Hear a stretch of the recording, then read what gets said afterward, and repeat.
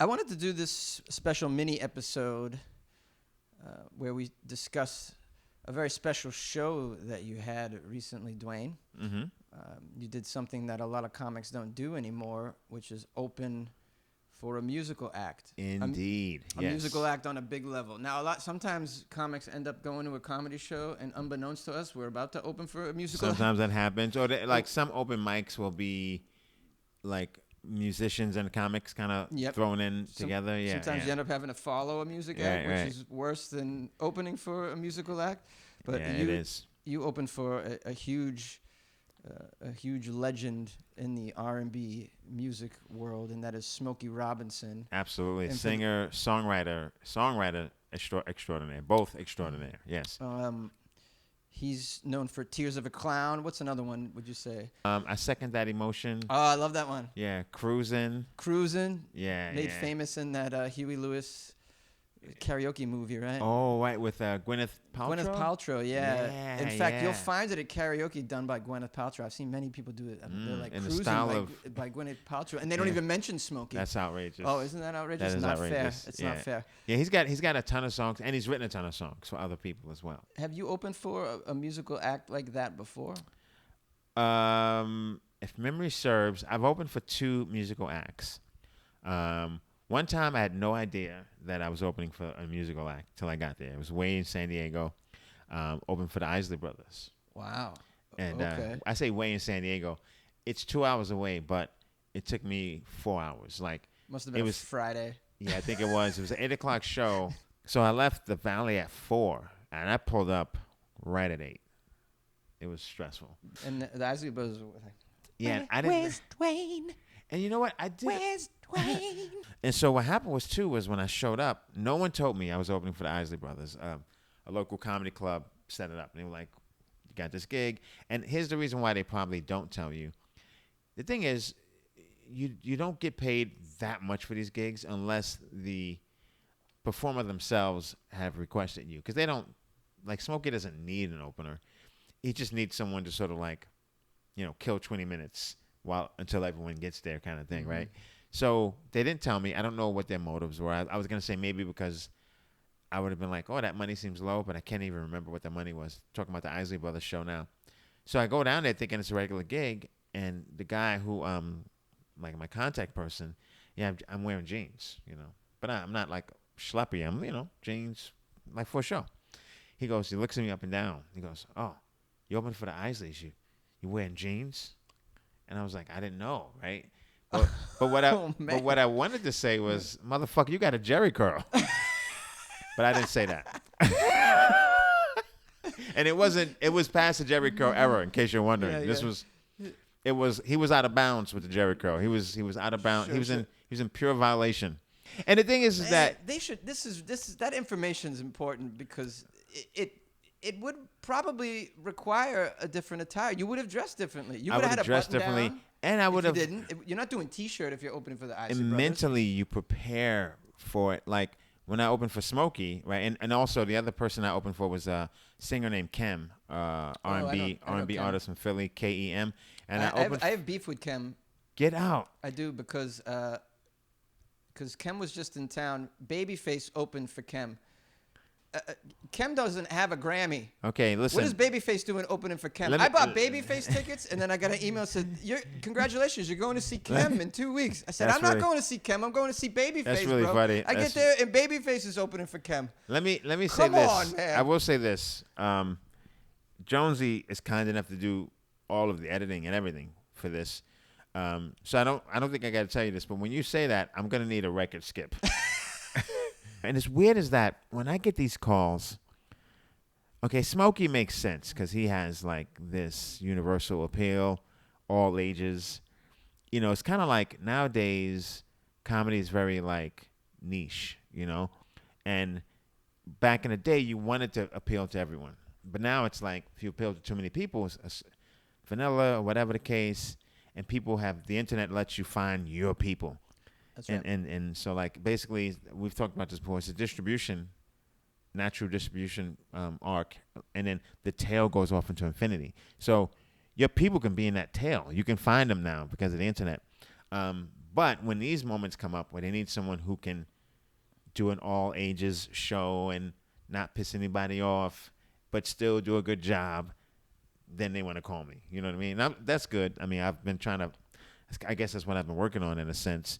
And when you say all ages show, for our audience who hasn't seen your act, what you're saying is you're alluding to how clean you are. Right. And yeah, here's Dwayne the thing. is very, very clean comic. Yeah, and I don't publicize myself as such, but most people affiliate me with that. Oh yeah. And so I feel like, especially now with the dry bar specials, those are clean comedy specials. So, and I've gotten more traction from that than anything else. So I do feel a bit of an obligation to be somewhat clean. What started out as sort of like half strategy, half what I wanted to do, now it's become more of a calling card. Even I've never been on record saying I'm a clean comic, you know. But the Smokey people, they said, you know, we want it to be clean. Again, like R&B, like I do black rooms, but I don't. I guess it's like grown and sexy. You know, that's the thing we say in the black community. So I guess when you want to appeal to the grown and sexy set, you get someone like me, just because someone else might kill harder, but they also might cross the line. So where I probably won't cross the line. Yeah, but you will steal their bitch. Watch out. That line will be cross player. No, I'm saying. Okay, so you get the call. You get a call for Smokey. Yes. Right, and from what I remember, it was pretty last minute. It was last minute. It was up in the Bay Area. Up in the Bay Area, yeah. And were you surprised? I was surprised. Again, last minute, Bay Area. You can get comics from the Bay Area, but this one I know what happened because I know the booker. The person who booked this show, she didn't book Smokey, but she's worked with this venue before. It's called the Mountain Winery. Beautiful, Saratoga, California. Beautiful. Beautiful. It's an outdoor the venue. View, everything. Yeah. So she has a client who's a comic, and I guess he was not around, and she called me because the venue recently changed management, and so she wanted to make sure she's been helping them with shows, book opening acts or whatever. So she wanted to make sure it went well. So she called me. Yeah. And it went really, really well. So I think, I don't know if Smokey will call me again, but I'm sure between the Mountain Winery people might call me again because they were great. It was. Now, you told me some details about the beginning of the show. Yes. Talk about that for a little bit and why you were a little surprised at how you were going to be brought to the stage and how it was all going to begin. Right. The greatest thing about it is for, I think, an 8 o'clock show, I may have had a 4 p.m. call time, maybe a 5 p.m. call time, which is pretty outrageous, but that's how it is. Not in the comedy world, but in the music world and plays, and I'm sure the Lakers probably get to Staples Center. That's right. 3 or 2 o'clock for a 7 o'clock game. What's good about that is it gets your body and mind to be comfortable in the space, and then you just get to relax. You get to ask all the questions. So when I show up, they fed me. They gave me a run through. I think I did a sound check. And I said, because this has happened to me before, even opening for big comedians, right? I said, is anyone going to bring me up? And the stage manager was like, I mean, we weren't planning on that, but we can. And I was like, oh, yeah, if you could, that would be great. Because you understand the assignment, and that is you walk out there, people are finding their seats, they're coming back from the concessions with drinks. All these things are happening. They're waiting for Smokey. The last thing you want is to have to tell them who you are. Like you walk in, hello, yeah, hey, you want that clap, just to even that to unify the crowd that something's about to happen. Mm-hmm. And I've been in many situations where I didn't know that I wasn't going to be brought up, and they've just been like, okay, and you're like, is someone gonna? And it's okay in a comedy club. But even a comedy club, there's we call it voice of God, right? That's where someone introduces you from off the stage. There's really no other way of doing it. Like most comedy clubs have a welcome video, and then the sound guy in the back will introduce the hosts. Comedy Magic Club, they play New York, New York, and then right at the end, welcome to the Comedy Magic Club. Give it up for your host. Something. So and that made a big difference, and they were good. They were kind enough to do it because they don't have to do that. And not only did he bring me up, but I said I wrote what he should say. A little intro for yourself. Very short and sweet, but your opening act is a comedian. Yeah, your opening comedian act, whatever it was. But basically, someone's about to come out. He's not Smokey Robinson. He's going to do comedy. Okay, give him a chance. That kind of thing, you know. Yeah, it's notable that you injected comedian into your intro, because I might not have thought about that. I might have just said, "Hey, could you say this guy's been on Drunk History or Gotham, and he was just in the Boston Comedy Festival." But because they have no idea what's about to happen, they're expecting music. Exactly. They need to know this is comedy. Exactly. Otherwise, they might expect you to come out and start beatboxing or something. They might think it's music related. You're going to do it a cappella. Who knows? You know what I mean? They need to know this is comedy. That's exactly right. Or you could be doing like 5 minutes of comedy, and they're like, when is this guy going to sing? That's right. When's his band coming out? And that's another thing. I'm performing in front of the equipment, in front of the instruments. Yeah. So I have to like navigate through the instruments and perform. But like just doing it 2 or 3 times before really helped me with this. A lot of times people will be opening for like the Rolling Stones or whoever. Someone say opening for Prince. Not that Prince, would have an opening act. But let's say the Rolling Stones. And they'd be like, are you guys ready for the Stones? Yeah. But first, give it up for this. And then it's like, So he didn't do that. Yeah, yeah. And when I got on, I leaned into the fact that Smokey was coming out. I let them know I'm not going to be here that long. Smokey's getting ready. This is important. So these are little things too. So don't just go into your act, or maybe a little bit, but at some point, somewhere in the beginning, let them know about Smokey's getting ready. Right. And you can't say this because I had to be clean. Be like, I don't fucking want to be here. I don't want to see me either. Yeah. I'm waiting for Smokey too. You know what I mean? Yeah. But you got to say that in a nice way. Like, sure. You guys got to deal with me. And if you do, and if Smokey hears you laughing, he's gonna come out, and so you have to lean into it. Like, you guys ready for Smokey? First thing I said. I said he's gonna come out a little while. He's getting ready in the back. And then you got to go into it and understand that people are gonna be sitting down and everything. Now he brings such a great crowd. They did it in as orderly of a fashion as it could be done. Because when I walk out there, it's half full, and by the time I finish, it's like 3/4 full, 80% full. And that's my job. My job is to let people find their seats. It's while they're finding seats, which is, and with music, that's okay. With comedy, it's not ideal. It's not ideal to be trying to get your jokes off while people are coming in with their drinks, sitting down, finding their drinks, asking somebody, can I sit? Oh, you're in my seat. Boom, boom, boom. You got security coming in to help people find their seats. You got all of this hustle and bustle. Right. The lights are still up probably. Yeah, lights are up. And it was, since it was outside, it was getting dark. So like I walked out in like summer daylight. And then by the time Smokey comes, it's like nice. Sun is going down, the mood, get the wine and cheese, you know what I mean? The other thing is you have to like, people are coming in, people are sitting down.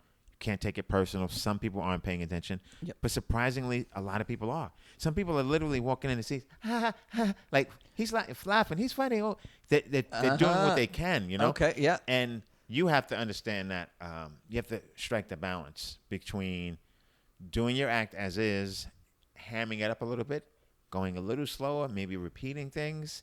You can't repeat the punchline typically. You can, but what you have to do is make sure that by the time you say the punchline, everyone knows the information they need to know. So you may have to say some things twice. You know what I mean? Like, so if I'm doing a joke about like my mom being young, I don't have any children. My mom is young. My mom is really young. She's a young mom. Yeah. Because you wouldn't do it that way in a club, but if you can just sort of sneak it in, say everything 2 or 3 times without it being ridiculous, it helps. So now when you get to the punchline, everyone's there. There you go. Because there's so many things going on that lead to the audience distraction that, you know, kind of hammer in the information, a couple extra times Right. is helpful. Right. Because And the first time you said it, maybe they were looking for the seat. Right. Second time you said it, maybe they were like, Right, they spilt right. the beer on the Right. date shoe. Exactly. You know, but then they heard the Exactly. third one. Okay, and then they got the punchline. Bang, bang, Right, boom. exactly. And you have to do that and celebrate the people who are listening. The people who are like in their seats ready to go. You find those people and you keep looking at them. You look at them and you let the other people do what they're gonna do, and you just look at them. And but really, it's his music vibrates on a certain frequency, and that's frequency is who he attracts. So they were really great people because it's people who love these great love songs. But the cross section was crazy. It was like people his age, goth chicks. a lot of cholas, Wow. a lot of like cholos. Really? Okay, Yeah, it's a whole thing. Everyone right. was there. Like I'm sure they were like account managers, accountants. Everyone sure. was there. Every race, that's when you know you've like your songs have really like they're like an institution unto themselves because everyone's there. You know. Okay, so if you were like, so for comics that would be watching and listening to this, it's you're gonna get there early, right? You make sure you have someone on that God mic bringing you to the stage, even if it's you. It could even be you. Yes, You it could could do be it yourself. you off stage. Yep. Absolutely, yes. Your opening act is a comedian. Very important. Comedian, Is yes. a comedian. And when you do that set list, and this is something that all comics struggle with it because we're comics. We just have that because we know I'm not a gambler, but the only place I can gamble is, or I feel that I do gamble sometimes, is on stage because the higher the risk, the higher the reward. So you're like, oh, this joke could offend. It could be on the edge, but if it hits, it'll hit. Mm-hmm. Corporate shows, corporate Zoom shows, opening for acts, you do the set list. If there's a joke that you feel, I'm not sure, don't do it.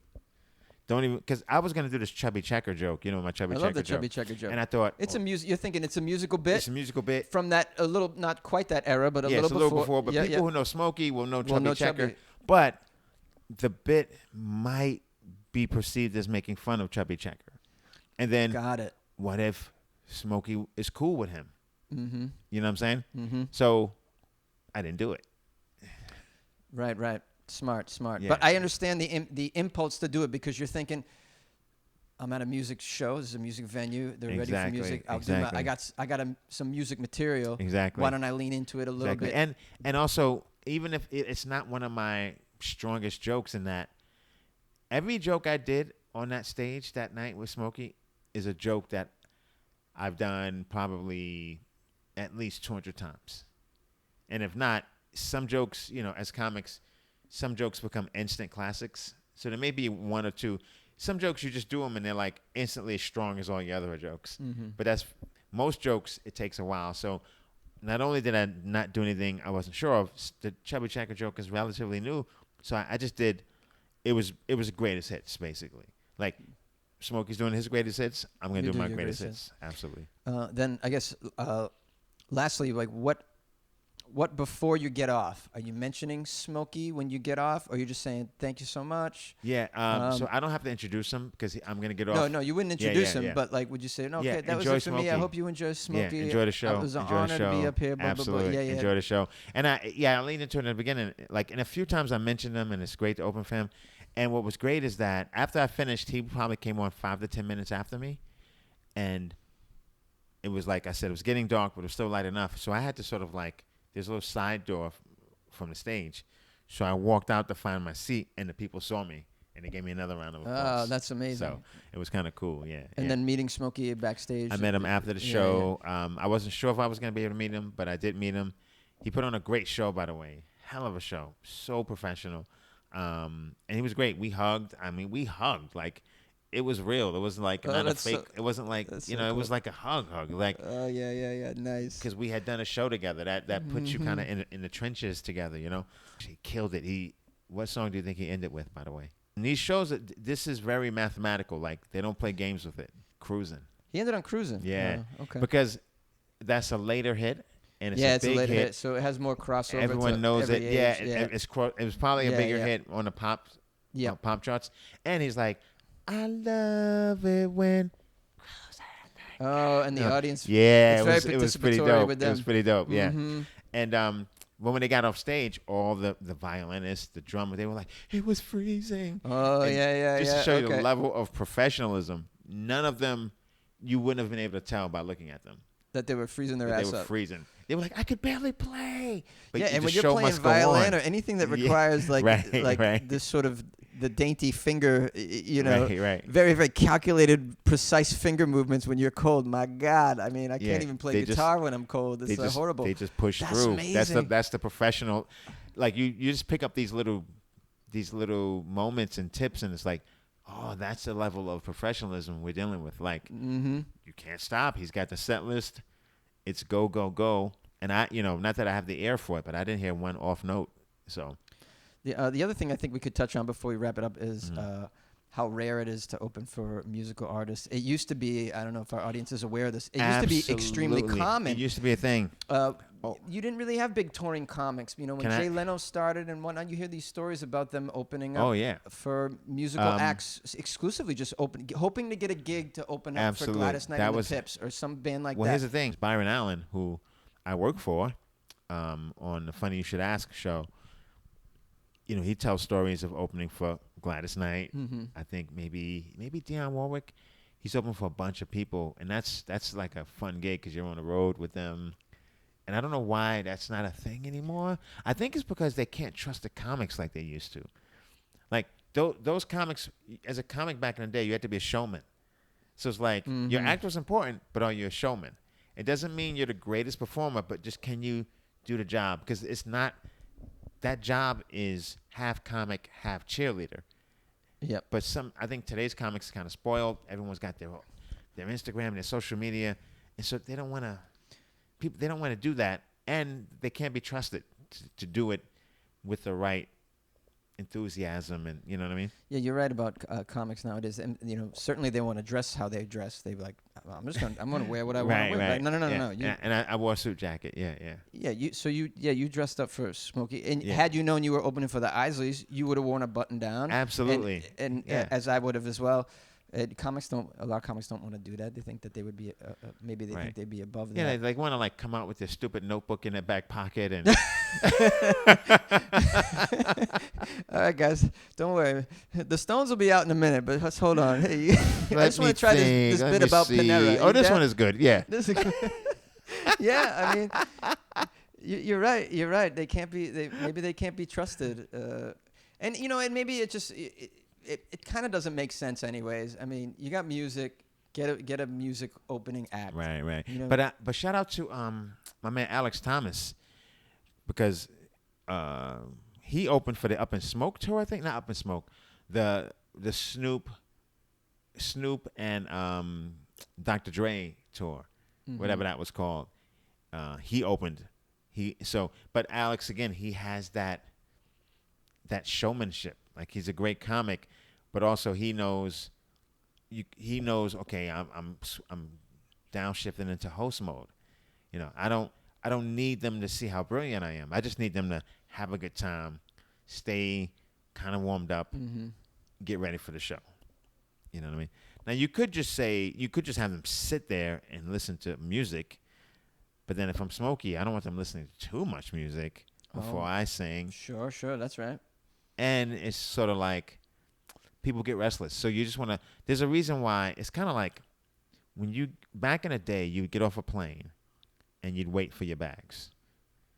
And they found that people became restless. So now they're like – when they came up with the thing of, well, get off the plane, your bag is over there. It's really just so that way you have something to do till the bag comes. So you're walking, and by the time you walk, another minute, the bag comes out. You don't feel like you've waited that long. That was great. That's a great gig, man. Congratulations on the gig. Thank you, man. When I heard that Thank you were you. opening for him, I was so excited because, I mean, of course, I just love classic R&B music. He killed it. And I just thought that was so awesome. And at 80, he put on a hell of a show. And he's still moving and still great voice. He was singing in the cold. Just. So what you're saying is he can follow you? Yeah, he can. Right? Very, very and he cool. did a song in Spanish too. He did a song in Spanish too, my guy. Yeah, he's like, I learned Spanish. I'm like, what? That's amazing. Yeah, Oh, yeah. man, what a guy, man. What a guy to be A song that he wrote in Spanish. Writes it. Yeah, yeah. Oh my, this isn't Feliz Navidad, man. He wrote his own thing. Oh, Yeah. that's so impressive. I think that's great. Well, Dwayne, thanks for sharing that. I think our thank you, listeners man. can get it, Absolutely. especially comics who, you never know what position they might find themselves in professionally, and they might need to know this information. And hearing your firsthand account of like what it's like to open for a musician is super important. I think super Absolutely. And lean into it. They know who they're there for, so don't be afraid to lean into it.